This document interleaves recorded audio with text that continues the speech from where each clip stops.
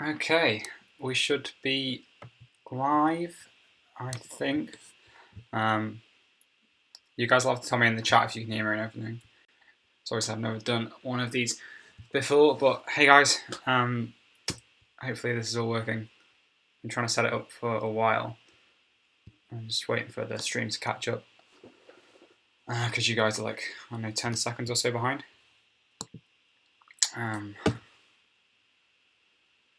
Is this working? It's live? It's good? Okay.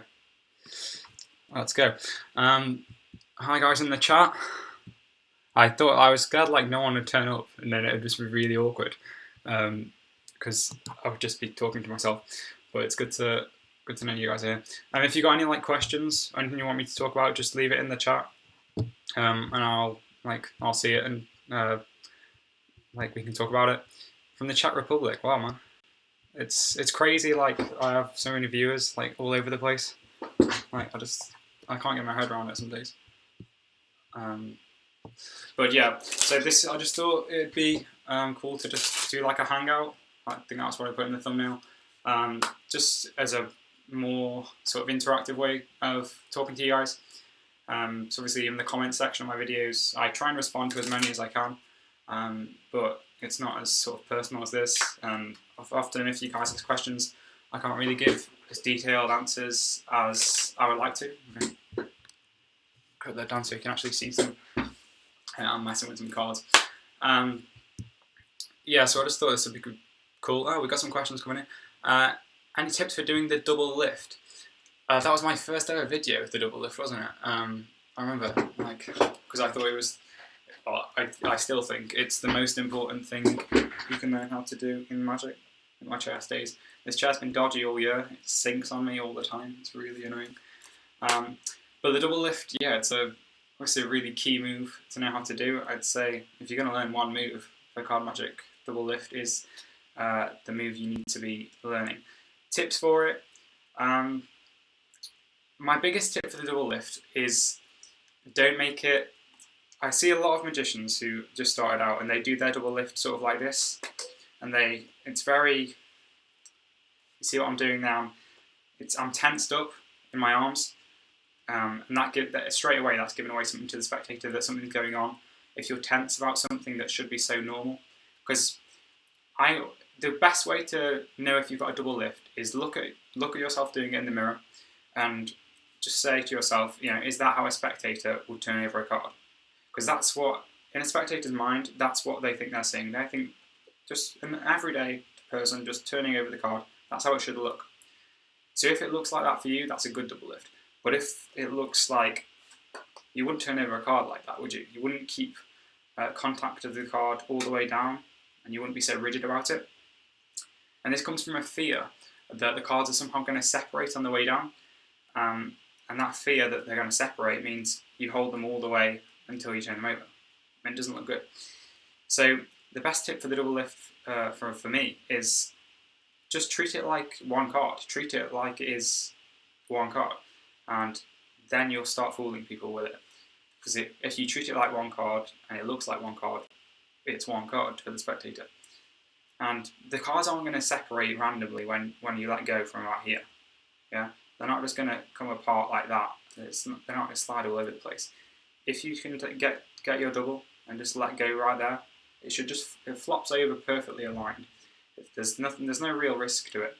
So it's like treat a double lift, treat the cards like you treat a woman. I've heard that said before. I think Di Vernon might have said that, and it's so true. Just treat it very gently. You don't need to tense up. You don't need to grip it all the way. Just do that, and you should be fine with it. Refer to my tutorial if you're having more trouble with it, because I went through it quite in depth there. But that's my. What's your favorite card trick? Gabriel Burrows. My favourite card trick, probably Ambitious Card Routine. I've spoken about it a few times. I've got a tutorial on my channel. If you don't know it, I'm guessing a lot of you probably do know by now. It's just my favourite just because it's so easy to do. It's impromptu. You can do it anytime, anywhere, any deck. You can be a borrowed deck, which is also a great thing to do. If you see it, you don't even have to have cards on you. If you just see a spectator they've got cards there, then that's a you can just do it straight away, and it's such a great trick to do. If you make it personal with your patter, you can say, "Are you ambitious? This card's going to represent you, and you rise it into the top." That's a great way to connect with someone really instantly. And then if you're carrying around a paperclip with a folded up card in, you can do a really cool finish. I didn't teach that in my tutorial because it was a trick by Jay Sankey. You can find it on Disturb Reality's channel in his tutorial, but I didn't want to reveal it myself because I didn't want to reveal Jay's work like that. But it's a very powerful effect, really easy to do, impromptu, no duplicates. That's why it's my favourite trick. Fred Barry wants to know, can I fit my whole fist in my mouth? Probably not, and I'm not going to try because I don't want to injure myself. I feel like I probably would. Great question. Another one about double lifts. Hopefully I covered that earlier. Any variations of colour changes you prefer? So variations, because that means like not the normal sort of thing you'd see. I'm trying to think of colour changes that I do. The one variation that I think I do a lot is probably my snap change. I think I do it a little differently to a lot of people because I ditch the card very quickly when I do it, and I think it's not a move I see a lot of other people do, sort of the instant ditch. Some people like to hold it there for a while and then, which I don't like as much. I feel like it flows a bit more if you can do it. If you can just do it like that and have the card ditch, that was exaggerated a little bit. But that's one variation I like to do. Other variations, my Erdnase is pretty standard, but I've taught this other one, which is sort of a variation of an Erdnase change, but then it's sort of different at the same time. Is that even camera shot? So that's quite cool. I've taught that on my channel. If you haven't seen that before, that's definitely up there. I'm going to keep going through these comments, guys. So I'll probably get to your question eventually if you ask. Let's see. Thank you, Open Magic. Someone's addicted to doing the classic pass. Any tips? But they don't sound very happy about that. We'll talk about the classic pass. The classic pass is something which I don't really enjoy doing at all. Again, I've taught it, but I'm sorry if I keep rising up on the chair. It sinks down a lot. I don't know what. I'm sinking down, aren't I? Oh well. The classic pass isn't something I really enjoy, as you guys know. If you don't know what it is, the classic pass, and the pressure's on now to be able to actually do a good one, which is highly unlikely because I haven't practiced this in a while. But the classic pass is basically a way of getting the card from the middle, and you take it to the top. So I'll do it the other way so you can see. So you can have like the 10 of spades. It goes into the centre. That was awful, wasn't it? Dear me. This is the problem with doing stuff live, guys. You don't see all the takes I do. The classic pass it's a little like that. I'm very rusty at it because I really hate the classic pass, if I'm being honest. I much prefer to do a Herman pass, where you take the card in the centre there, and then that's not even in. I've got to keep you guys in shot, and then you can just square it up on your knee and have it there. That's the pass that I prefer to do. There's just a lot more cover available to do it in, whereas a classic pass, you can't get away with it as much at all, and you have to be I feel like you've got to be faster with your fingers for a classic pass, and it's a lot more difficult move, which honestly I haven't mastered it. I would not say I'm good at the classic pass. It's one of my weakest things in card magic, I'd say. I find it quite difficult. So for me to give you advice on it is it's hard for me, but the advice I've seen most is just practice it. Practice it in a mirror, but more than that, just keep doing it in your hands, whatever you're doing. If you're just watching TV, just keep doing the move, and that's when the speed will come from. So I'm not like slow at doing it, I guess the problem for me is mainly the angles and things like that. But once you get the speed down, it's all a matter of practicing sort of which angles are best, practicing the movement. I go through this in my tutorial on it. So I take a look at that. But the classic pass is is a tough one. I'm not gonna lie. What else have we got? You have a file of cardistry tutorials and some magic tutorials. That sounds great.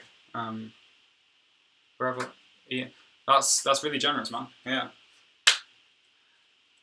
Cardistry tutorials are. I always get triggered by them, like, because I've mentioned him before. My good friend Chris, we went to school together, and I got him into magic. Basically, I sort of introduced him to card magic, and he went down the route of cardistry a lot more than me. As soon as he discovered it, he was all over sort of Dan and Dave, learning. He bought the trilogy and stuff. Can do the entire Jackson 5, which is, if you guys know what that is and how hard it is, it's ridiculous. But he can do like Pandora, and I can't. So it was really interesting to see how he chose that path, and I chose a lot more card magic centered route for myself. So I don't really enjoy learning card flourishes. I find it quite frustrating when I can't do them. So a lot of my card flourishing is just civil, and I can do a few others, but it's not something I actively pursue. Those are probably my two favourite flourishes to do. But yeah, if you got some cardistry tutorials, then I'll take a look and I'll try and learn some. Hopefully, I was just mentioning Chris, my friend, the cardistry guy. Hopefully, he's going to come on the channel very soon and teach you guys something which he's come up with, a cardistry move, because it's one of my most popular videos, the support tutorial. I've been wanting to bring you something similar for a long time, but I just wasn't really sure about what to teach you, and especially as I don't know too much cardistry. The last cardistry move I taught was that Illuminati card flourish. Anyone remember that? That's quite cool. But other than that, it hasn't been too much cardistry on the channel, so I'm going to try and bring some more with Chris in. Do a few videos with him actually. We're going to be doing loads of different stuff. You'll see very soon. But I'm excited about bringing him on. I think you're going to love him. He's a great guy. He might be watching now actually. He said he might drop in. So if you see a guy called Chris Lou in the chat, say hi to him. We've got someone is asking, have you ever performed street magic? Yeah, a few times. It's not something I do a lot, because like everyone gets nervous when they perform, don't they? The shakes are still something I get even now. They usually go away after a few, once I've done a few tricks, maybe two tricks, they'll usually go away, and I'll be fine. But that second trick usually is when it'll start. Like the first trick, because I don't really know what I'm doing. Like I'm going to do magic, so the first trick for at least the first half, I should be fine, and then you sort of realise, oh, I'm doing magic. Oh, I can mess this up. It can be very embarrassing, and then I start shaking, and then I realise I'm not actually too bad at magic, and it works itself out. But I do street magic occasionally. I perform to my friends most often, I might say. People in my flat here at uni, they were blown away by some of the stuff I've done for them. When I'm visiting my friend's uni quite recently, I did some magic there, and my friend said they were talking about it for a few days after, which was pretty cool. I enjoy the reactions more than anything. I think that's a common thing with card magicians, any magicians. It's all about the reaction for us, right, guys? That's what I do it for. So I perform a little bit, but not too much. A lot of my learning is purely for myself, just to see how things work. I'm quite a logical person. I like to know how things are done and work it out. That was always a big draw for me with magic. So I do a little bit, not overly much. I'm just going to switch decks because that one's getting a bit hot. There we go. This is a little better. What else have we got? Cheers, Paul. Yeah, that's great. I'll probably hit you up with an email later, man. Victor Secco. Hoping I'm saying these names right, guys. If I say your name, don't tell me if I butcher it, but hopefully I don't. Victor says, "What don't you like about magic?" That's a great question, because usually everyone just says, what's your favourite thing, and we don't really talk about what I don't like. But inevitably, there's always something you're not too keen on, whether it be a move like the classic pass, as I just mentioned, or other things. I mean, I suppose there are quite a lot of things that irritate me at times. Spectators can be irritating on some occasions. When you get someone heckling you, for example. Like, I hate it when you start performing a trick and someone immediately says, I know that trick, I know what you're going to do. They try and make it all about themselves, and I think it's quite a psychological thing, isn't it? I think that's to do with them wanting. They sort of want the attention, because you're receiving all the attention as the performer, and that's sort of the point. And they maybe feel a bit intimidated, a bit jealous, and they're just trying to upstage you a little bit and try and appear to the rest of the group like they're on your level. They're associating themselves with you, so everyone likes them as well as you. And the thing is, they just got to understand that, like, a magician isn't out there. Well, I'm not out there for myself. Like, I myself don't really care about being the centre of attention when I'm performing. I just do it because it's a fun thing to do. People enjoy it. I don't expect everyone to treat me like some sort of really honoured guest at a party just because I'm doing some magic tricks. It's something that I take out for 10 minutes, then I'll put it away and just be a regular guy for everyone else. But it's just really irritating when you're trying to perform a trick and this is something you've worked on for hours and hours behind closed doors, no one's seen it before, and the one time you're going to bring it out, someone's just like, oh, I know what you're going to do, and you're like, well, you don't. You've just picked a card, but you haven't really done that. You haven't got a clue what I'm going to do. I don't know what I'm going to do sometimes, so that makes me laugh. If any of you guys are the same, like someone asks to see a card trick, so you just say pick any card you want, and while they're looking at the card, you're like, right, what am I going to do here? So I usually just end up going to some sort of ambitious card, and that works out quite well. But that irritates me sometimes. Spectators, if they're irritable people, but most of the time they're all right. In terms of tricks, I don't like tricks that require lots of setup, lots of duplicates. I don't really like tricks that burn a lot of cards. So if you've got like Sealed with a Kiss or something, that's like the limit for me of setup. Like, you've got to sign a card and have a duplicate ready and all that. If you've got to get a whole deck set up, like stacked deck, I don't really enjoy that. I find it a lot of effort. But yeah, I don't like cardistry. I've covered. I find it a bit irritating when you drop the cards. Good tip for cardistry is practice over a bed. I find that good. So if you sit on a bed like this, practice a new move. When you drop the cards, you haven't got to bend down. Play 52 card pickup. That's a little tip.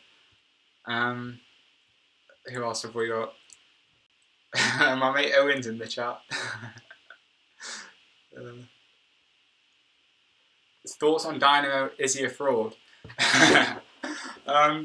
My thoughts on Dynamo. That's a difficult one. I mean, I don't dislike him. I think what he's done for the Magic community as a whole is very good. Like, obviously he's brought a lot of people into the community. He's made Magic a much bigger thing. The same can be said for David Blaine.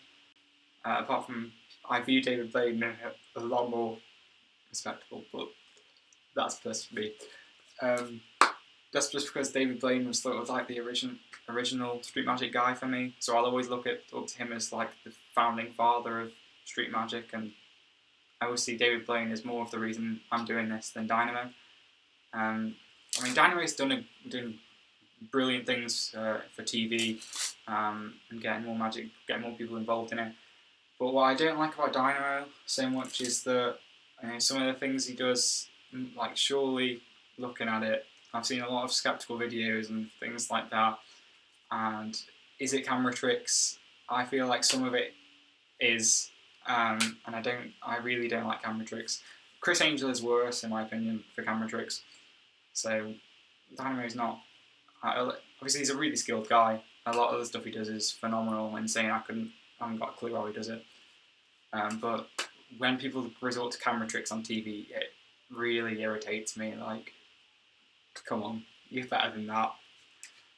So that's probably my feelings on Dynamo. Great magician until he does a camera trick. What should you do if someone catches you doing something sneaky like pinky break or controlling the cards? Good question. Right, you've got a few options with this. You can either A, be straight up about it, like you caught me doing something like you shouldn't have seen there, and just like try and laugh it off. I sometimes do that. So go back to the classic pass. If we just had the 6 of clubs or something, and I classic passed it to the top, they might pick it up and they might say, well, you've just controlled it to the top, or like you've just done a special move. They might query it. Now, the options here are you can deny it and carry on with the trick, which looks fishy. So imagine you're the audience there. You clearly saw what I did because it was a terrible classic pass. If I then said, no, oh no, it's fine, we're just going to shuffle up the cards, and I just kept doing this, I can do as many false cuts as I want. But once the audience has sort of seen that move, seen something dodgy occur, they think they've seen something they shouldn't have done, they're not going to trust you. Okay? They're not going to trust you now. So, although you can deny it, and it might still be a great trick, what I tend to do in this situation is I'd probably just say, yeah, alright, yeah, fair enough, you're right. Look, we'll take it and we'll do it again. And this time you try and do it even more fair. So, for example, I might just try different control. So, maybe I'd do something like I'd take the 6 and do this control here. I taught this on my ambitious card drifting, by the way, guys. You have the 6 of clubs and you say, look, I want you to push it into the pack anywhere you want. Okay? And then it's really fair for them. And it's up there. Okay? Ambitious card routine tutorial part 2 or 3. I can't confirm that. But that's a different control. So you can address it in a different way. That's one way. Sort of laugh it off. Or if it's someone's caught you doing something and you know that they're a really troublesome spectator, they're a problem spectator, like I was talking about earlier. If they're deliberately just trying to mess up your trick and they're not really sure what they saw, but they're just trying to mess it up for you, you can sort of challenge them sometimes. Maybe I'll do a video directly addressing this because it's a really great issue. But sometimes if you just ignore what they said and carry on, if they're just being an annoying person, the rest of the group won't mind. So it's really depends on the situation and how obvious what you did was, if you know what I mean. But if in doubt, laugh it off and just admit that you're human, you make mistakes, and just try and make a witty comment like, well, you're expecting a miracle or something. Just humour is a great way to get out of situations like that. Check out Chris Ramsey's channel. Chris Ramsey is I love Chris Ramsey. His channel's phenomenal. I get a lot of my video ideas from Chris Ramsey. Do you own any consoles? I guess you mean like gaming consoles, right? I do. I've got PS4 about 50 centimeters away from me. So yeah, I'm really into like COD and stuff. That's probably my most played game. Do a bit of gaming. Do you think exposure via YouTube and shoddy teaching promoting bad magic is a risk, and what can we do to promote good technique and principles? Do you think exposure via YouTube and shoddy? I mean, YouTube's great. It gets so much stuff out there. It's free. Anyone can. The magic community has definitely expanded since YouTube's come around, right? I wouldn't be doing magic if it wasn't for YouTube. I learned a lot of my stuff. I got into it from YouTube.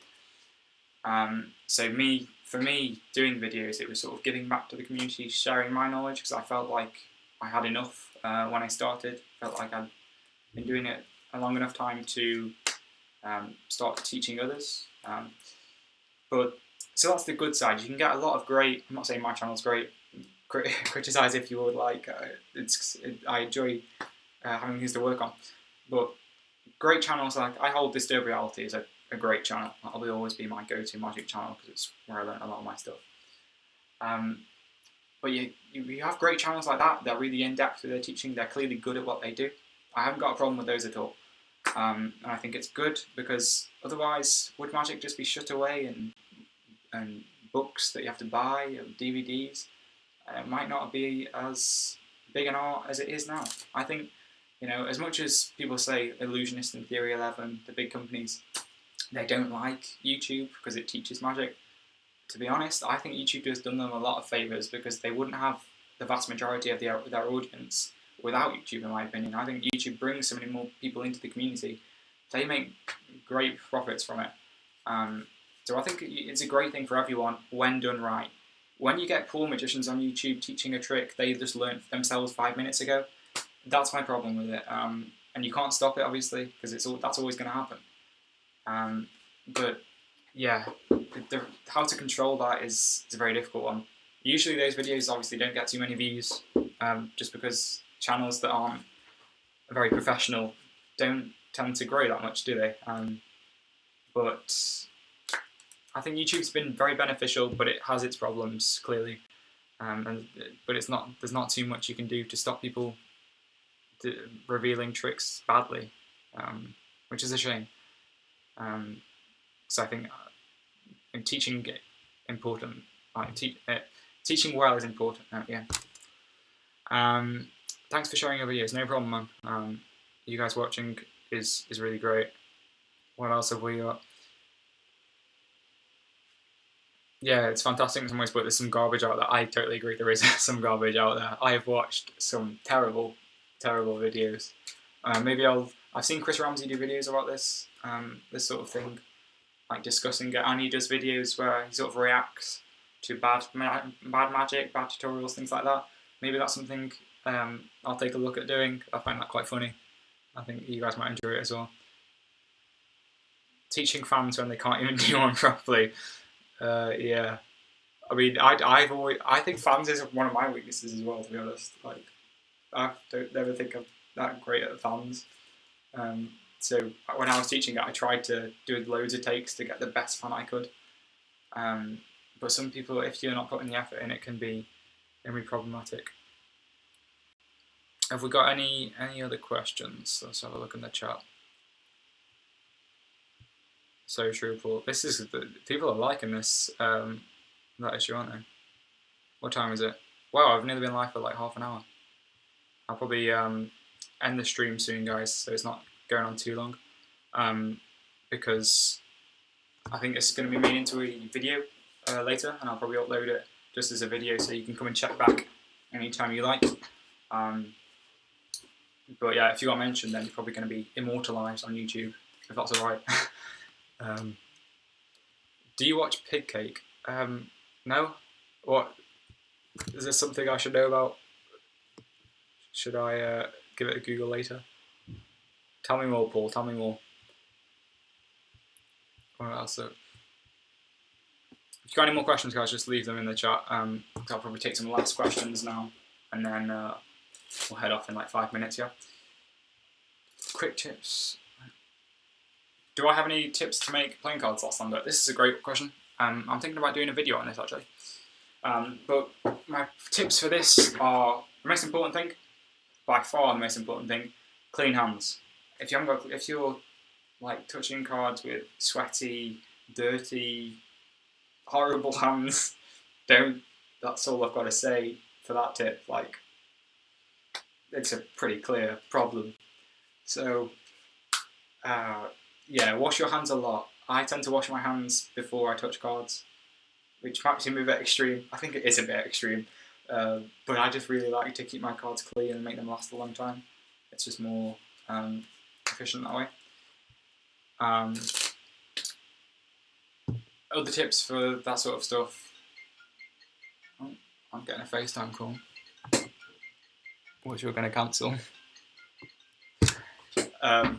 Other tips is just sort of keep the cards in the box. Don't leave them out. It's like, don't leave them out in the sun or in whatever weather going on, getting dusty or getting hot and cold. Just take care of them, essentially. just keep them in the box when they're not being used. Clean hands. Don't bend them too much unless you're doing a trick with them. And a great trick is actually a great tip. This is a good one. Have a performance deck and a practice deck. So have a deck that you solely use performances. So break it in a little bit so it's not too slippy. So spend an hour working with it, no more, and then leave that in the box until you want to perform. Have another deck where you practice moves. Like this deck's it's not great, so I probably wouldn't perform with this deck because you can probably hear it's not as good as it should be. Like, look at that fan, it's not great. So with a performance deck, a practice deck, you can just practice without fear of the deck being a bit shoddy. But the performance deck, everything will be great because it's still smooth. Do you like the Russian genius? Yes. Sometimes watch his videos. Think he's got some good stuff. What's your go-to effect? Again, probably ambitious card routine. Here then there if I've got a duplicate on me. The tip about duplicates, guys, is I always use the same duplicates in my decks. So it's always a Jack of Spades in a red deck and a 9 of Spades in a blue deck. I don't know why I have that tradition, but it's just something I do. And it means that when you're outperforming, if you want to do here and there, all you've got to do is just look for the Jacks of Spades. So then you've got 2 Jacks of Spades. Otherwise, if you've just taken random cards and putting them in, and then you forget what duplicate it is, it takes ages to find out what the duplicate card is because you have to go through the entire deck sorting. It can be a bit problematic. So if you use the same one every time in every deck, you won't have a problem. How big are you hoping to get in YouTube? These are probably the last questions I'll take, guys. Sorry if you didn't get a question in. How big are you hoping to get in YouTube? Greetings from Mexico. They're crazy. Wow, Mexico. Well, I mean, that's a difficult one. I don't know. My channel seems to have stopped growing in the last few months because I've been stuck on sort of 16,000, 15,000, whatever I'm on. Am I on 16,000? I think I am. I've been stuck around this point for a long time, but I went from sort of 1,000 subs to 10,000 very quickly. So the growth has sort of leveled off for me. So I don't really hope to get much bigger than this. I'm happy with the community I've got. I've got you guys watching my videos quite regularly, which is great for me.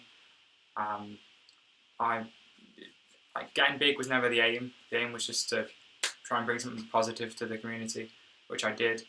And if this is as big as my channel ever gets, if my channel dies from here, which it looks like it might do, but we had a good run, so we'll see what happens. I'm going to probably keep pumping the videos out for a while yet, just to see if we get any more growth, if we don't.